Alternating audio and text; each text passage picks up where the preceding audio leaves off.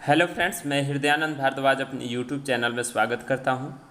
आज दोस्तों हम इस वीडियो में जानेंगे कि इंसुलेटर क्या होती है, यह कितने प्रकार से होती है, इसकी मुख्य विशेषता या गुण क्या होती हैं और यह कौन कौन से मटेरियल से मिलकर बने होते हैं। तो इंसुलेटर से रिलेटेड हर एक तरह के एग्ज़ाम तथा इंटरव्यू में कॉमन क्वेश्चन पूछ लिए जाते हैं।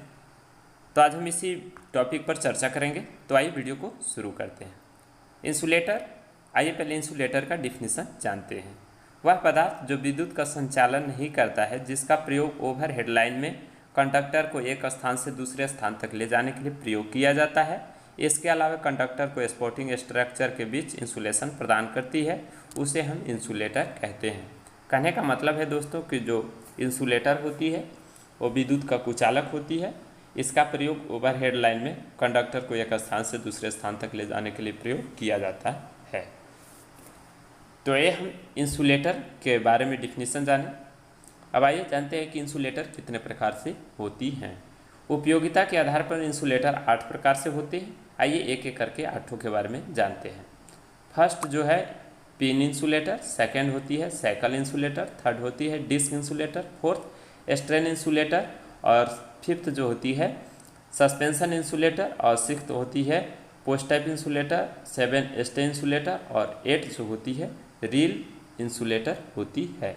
यानी उपयोग के आधार पर यह 8 प्रकार से वर्गीकृत किए गए हैं। अब आइए एक एक करके सभी इंसुलेटर के बारे में जानते हैं। फर्स्ट जो होती है पिन इंसुलेटर। इस प्रकार के इंसुलेटर का प्रयोग हम 11 kV से 33 kVA तक के ओवर हेडलाइन में प्रयोग किया जाता है। अब आइए इसका मेन पॉइंट यानी कि महत्वपूर्ण बिंदु के बारे में जानते हैं। इसका अन्य नाम स्पिंडल टाइप इंसुलेटर होती है। पिन इंसुलेटर को क्रॉस आर्म के टॉप पर लगाया जाता है। इस प्रकार का इंसुलेटर का प्रयोग सबसे अत्यधिक 11 kV के लाइन में उपयोग किया जाता है। तो हम लोग पिन इंसुलेटर के बारे में जाने। अब आइए इसका हम फिगर देखते हैं। जैसा कि आप फिगर के द्वारा देख पा रहे हैं, ये पिन टाइप इंसुलेटर है। इसका हम ओवर हेडलाइन में 11 से 33 kVA तक प्रयोग किया जाता है। अब आइए नेक्स्ट यानी कि साइकिल टाइप इंसुलेटर। इस प्रकार का इंसुलेटर का प्रयोग हम सेकेंडरी डिस्ट्रीब्यूशन लाइन में 230 वोल्ट से 400 वोल्टेज के लिए इस्तेमाल किया जाता है। इस प्रकार के इंसुलेटर को हम किसी भी एंगल में प्रयोग कर सकते हैं। अब आइए इसका फिगर देखते हैं। जैसा कि स्क्रीन पर देख पा रहे हैं, ये जो इंसुलेटर होती है वो साइकिल टाइप इंसुलेटर होती है। इसे हम किसी भी एंगल में प्रयोग किया जाता है और इसे हम लो वोल्टेज के डिस्ट्रीब्यूशन लाइन में प्रयोग करते हैं। नेक्स्ट जो इंसुलेटर होती है disc type insulator. Disc type insulator सबसे अत्यधिक उपयोग की जाने वाली इंसुलेटर होती है। एक डिस्क इंसुलेटर का मान 11 kVA तक होती है। जैसा कि स्क्रीन पर देख पा रहे हैं, यह डिस्क टाइप इंसुलेटर है और इसका महत्वपूर्ण पॉइंट है एक डिस्क का मान अगर 11 kV होती है, अगर हमें 33 kV में प्रयोग करना है तो 3 डिस्क लगाने की आवश्यकता पड़ेगी। नेक्स्ट अब आइए देखते हैं फोर्थ यानी कि strain type insulator. Strain type insulator जब कई डिस्क इंसुलेटर को एक साथ जोड़ करके हॉरिजॉन्टल में उपयोग किया जाता है, उसे हम स्ट्रेन टाइप इंसुलेटर कहते हैं। इसका अन्य नाम टेंशन टाइप इंसुलेटर होती है। अब आइए इसे फिगर के माध्यम से समझते हैं। जैसा कि आप स्क्रीन पर देख पा रहे हैं, ये 2 फिगर है जिसमें कई डिस्क इंसुलेटर आपस में लगे हैं, जिसका प्रयोग हॉरिजॉन्टली में उपयोग किया गया है। जो डिस्क इंसुलेटर होती है उसको एक साथ जोड़ करके इसे हॉरिजॉन्टली में उपयोग किया जाता है, उसे हम स्ट्रेन टाइप इंसुलेटर कहते हैं। इसका अन्य नाम टेंशन टाइप यानी कि हाई टेंशन में इसे उपयोग किया जाता है, इसलिए इसे टेंशन टाइप इंसुलेटर के नाम से भी जाना जाता है। नेक्स्ट आइए देखते हैं कि suspension type insulator. Suspension type insulator इस प्रकार के इंसुलेटर में कई डिस्क इंसुलेटर को एक साथ जोड़ करके एक लड़ीनुमा स्ट्रिंग बनाते हैं, तो इसे हम सस्पेंशन टाइप इंसुलेटर कहते हैं।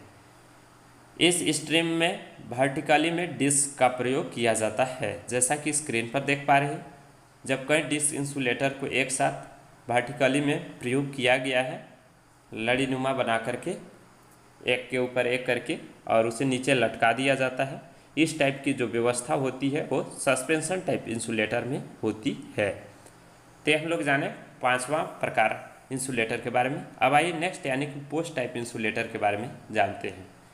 यह पिन इंसुलेटर के भांति ही होती है, लेकिन इसमें ऊपर तथा नीचे दोनों तरफ से क्लैंप सेटअप की व्यवस्था होती है ताकि इसमें इंसुलेटर को ऐड कर सके और हाई वोल्टेज में भी इसका इस्तेमाल किया जाता है। जैसा कि स्क्रीन पर देख पा रहे हैं, ये पोस्ट टाइप इंसुलेटर है। इस जो होती है वो पिन टाइप इंसुलेटर की ही तरह होती है, लेकिन इसमें ऊपर तथा नीचे दोनों तरफ जो होती है क्लैंप सेटअप की व्यवस्था होती है। इसमें कई और इंसुलेटर को जोड़ा जा सकता है। इसका उपयोग हाई वोल्टेज लाइन में भी किया जाता है। अब आइए नेक्स्ट यानी कि स्टेट टाइप इंसुलेटर के बारे में जानते हैं। इस प्रकार का इंसुलेटर का प्रयोग स्टे वायर में किया जाता है। जब कहीं हम देखते हैं कि डिस्ट्रीब्यूशन लाइन किसी स्थान पर ज़्यादा एंगल से मुड़ रही, वहाँ पर इस स्टे वायर को लगाना ज़रूरी होती है। सेक्शन पोल के पास भी स्टे वायर को लगाने की ज़रूरत पड़ती है। जो सेक्शन पोल जब कहीं दो पोल होती है, वहाँ पर अगर पोल झुकने लगती है या किसी एंगल पर ज़्यादा एंगल से घूमना है उसे, तो इसका प्रयोग किया जाता है स्टे इंसुलेटर को। जैसा कि आप स्क्रीन पर देख पा रहे हैं, ये स्टे टाइप का इंसुलेटर होती है जो कि बहुत ही मजबूत होती है। इसे सेक्शन पोल में भी उपयोग किया जाता है। इससे हम सहारा पोल को देते हैं और इससे पोल गिरने से बचाता है, पोल को गिरने से बचाता है। नेक्स्ट और आखिरी जो इंसुलेटर होती है, रील टाइप इंसुलेटर। यह इंसुलेटर आकार में छोटे होते हैं। इसका उपयोग कंज्यूमर सर्विस लाइन को कनेक्शन देने के लिए किया जाता है। इस प्रकार का इंसुलेटर सर्विस वायर को ग्राउंड होने से भी बचाता है। जैसा कि स्क्रीन पर देख पा रहे हैं, यह जो इंसुलेटर होती है सबसे छोटी इंसुलेटर होती है और इसका उपयोग हम कंज्यूमर सर्विस लाइन को कनेक्शन देने के लिए करते हैं। और इससे एक महत्वपूर्ण क्वेश्चन बनता है दोस्तों, कहीं कहीं एग्जाम में पूछा जाता है कि सर्विस वायर को ग्राउंड होने से कौन सा इंसुलेटर बचाता है, तो इसका राइट आंसर होगा रील इंसुलेटर। तो ये 8 प्रकार के हम लोग इंसुलेटर के बारे में जाने कि कौन सा इंसुलेटर कहाँ प्रयोग किया जाता है, उसके इम्पोर्टेंट पॉइंट्स क्या हैं, उसके फिगर के माध्यम से हम देखें कि कौन सा कैसा देखने में लगता है। अब आइए जानते हैं कि इंसुलेटर की मुख्य विशेषताएं क्या क्या होनी चाहिए।